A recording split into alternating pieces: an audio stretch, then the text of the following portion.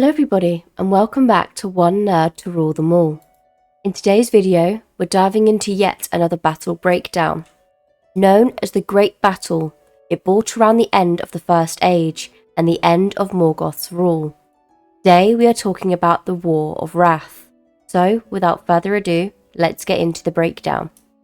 Just a little disclaimer, I'm going to be talking about the First Age here, so I'm going to include some characters and names that I've touched on briefly in the past and others that I haven't touched on at all, like Morgoth and Eärendil for example. But I plan on putting out videos of those in the future. Anyway, enough rambling, let's get into the video. The War of Wrath, or the Great Battle, was the final conflict in the Wars of Beleriand, fought between the host of the West and the forces of Morgoth. The devastation caused by the two sides clashing left Beleriand mostly destroyed, and in the end, most of the land sank beneath the waves. According to the Tale of Years, it lasted for more than 4 decades. After more than 5 centuries since the rising of the sun, Morgoth had become mighty in Middle-earth. He had defeated his enemies in the wars and the majority of the elves and men of Beleriand were captured. After more than 5 centuries since the rising of the sun, Morgoth had become mighty in Middle-earth. He had defeated his enemies in the war, and the majority of the elves and men of Beleriand were captured in droves and enslaved in the pits of Angband. Few that remained outside of his grasp lived around the mouth of Sirion, or elsewhere in the woods and mountains. Following the fall of Gondolin, few survivors protected by Ulmo had escaped the city. Among them was Eärendil, son of Tuor and Idril. He later married Elwing, the daughter of Dior and Nimloth, and became the lord of the people living in the mouths of Sirion. With the aid of Círdan the shipwright, they built the vessel Vingalot, and Eärendil sailed the sea, hoping to find the last shore and beseech for aid. While Eärendil was returning from his voyages, the sons of Fëanor attacked the havens. When Elwing refused to yield the Silmaril to them, and she cast herself into the ocean with the jewel, but Ulmo bore her from the sea.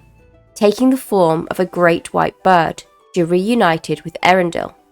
Eärendil then sought for Valinor once more, and wearing the Silmaril on his brow, he traversed past the enchantments of the sea and came to Valinor, the first of any living mortal to set foot there.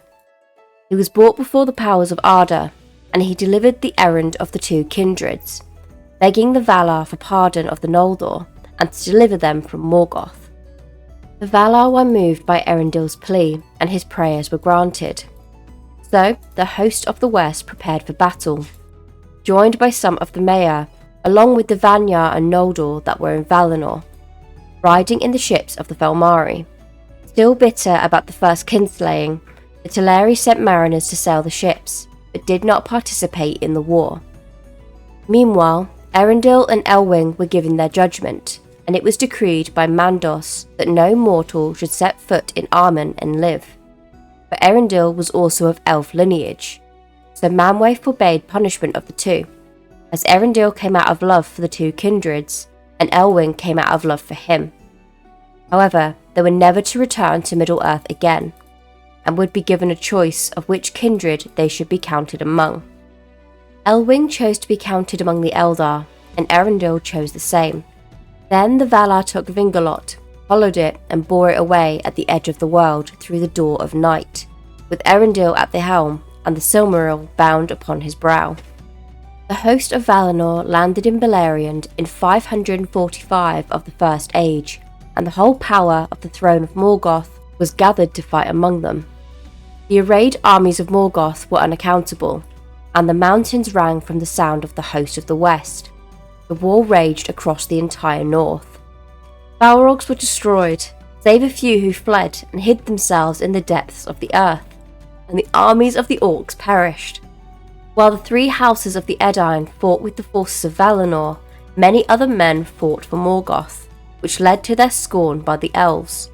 As the war carried into its final years, Morgoth faced defeat, and so unleashed his last desperate assault, the Winged Dragons, which had never been seen before in Middle-earth.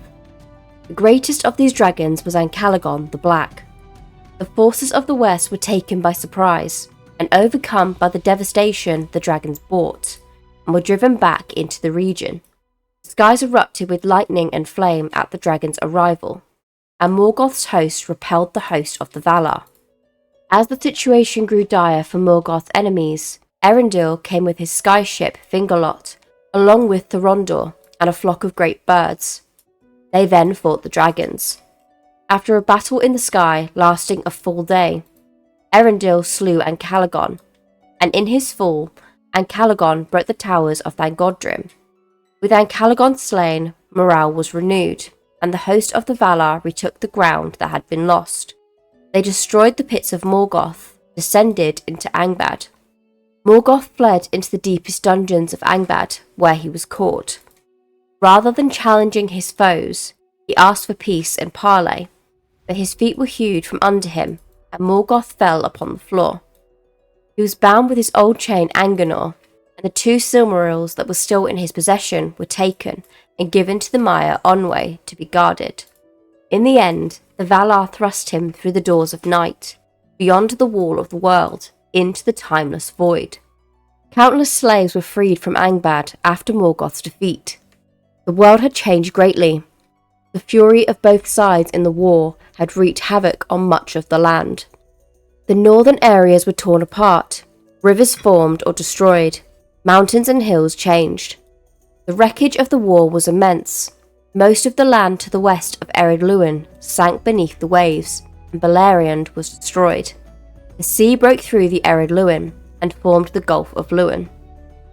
Onwë, the herald of Manwë, summoned all the elves of Beleriand to depart Middle-earth and go to Valinor. Most of the Noldor and Sindar did so, but a number of them did not. Instead, they went east, such as Galadriel and Gil-galad. Medeiros and Maglor sent word to Onwë to yield the Silmarils to them, but they received the reply that they no longer had any right to the Silmarils, due to their acts that they performed whilst pursuing their oath. Despite this, the 2 sons of Fëanor stole the jewels from Onwë's camp, but the Silmarils burnt their hands. So great was the pain that Medeiros cast himself and the Silmaril into a chasm of fire, and Maglor cast his jewel into the sea. Silmarils found their homes in the high havens, in the earth, and in deep waters. The Eärendil were rewarded for fighting with the Valar in the war, and were given a new land to dwell in that was neither part of Middle-earth nor of Valinor. This land was called Andor, and the Land of the Gift, but the Eärendil renamed it Elena, and later Númenor. The dwarven cities of Nogrod and Belegost were ruined when Eärendil and Elwing was broken, forcing the populaces to flee. Some travelled to Khazad-dûm, while others stayed on the eastern side of the Blue Mountains. The surviving servants of Morgoth fled east. Sauron, the former chief lieutenant of Morgoth, came out of the Sew of Onwë's pardon. He was ordered to return to Valinor to receive judgment. Instead, he fled and hid back in Middle-earth. Morgoth himself remained in the void, agonizing within his own hatred. According to legend and prophecy, he will one day break through the doors of night and come upon Arda in great wrath, laying it to waste.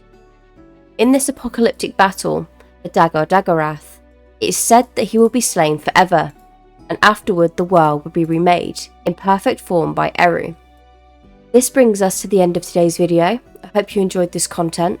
Leave a comment down below on any future videos you may want to see, and subscribe so you don't miss out on any future content.